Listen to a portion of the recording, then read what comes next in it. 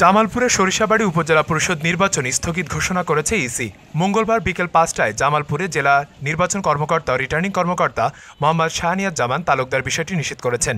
পত্রে উল্লেখ করা হয়, প্রথম ধাপে অনুষ্ঠেয় সরিষাবাড়ী উপজেলা পরিষদ নির্বাচনের চেয়ারম্যান পদপ্রার্থী মোহাম্মদ রফিকুল ইসলাম নির্বাচনের আচরণ বিধি লঙ্ঘন করা দায়ে রবিবার বিধিমালা ৩৩ বিধান অনুযায়ী তার প্রার্থিতা বাতিল করেছে ইসি। এর বিরুদ্ধে রফিকুল ইসলাম রিট করলে উচ্চ আদালত সোমবার তার প্রার্থিতা বহালে আদেশ দেন। এরপর ইসি উচ্চ আদালতে ওই আদেশের বিরুদ্ধে সুপ্রিম কোর্টে আপিল বিভাগে দ্বারস্থ হয়। ওই আদেশের পরিপ্রেক্ষিতে আপিল বিভাগ মঙ্গলবার নো অর্ডার প্রদান করেন। এ অবস্থায় নিরিখে সরিষাবাড়ী উপজেলা পরিষদ নির্বাচনের সকল পদে ভোট গ্রহণ কার্যক্রম পরবর্তী নির্দেশনা না দেওয়া পর্যন্ত স্থগিত থাকবে বলে জানানো হয়।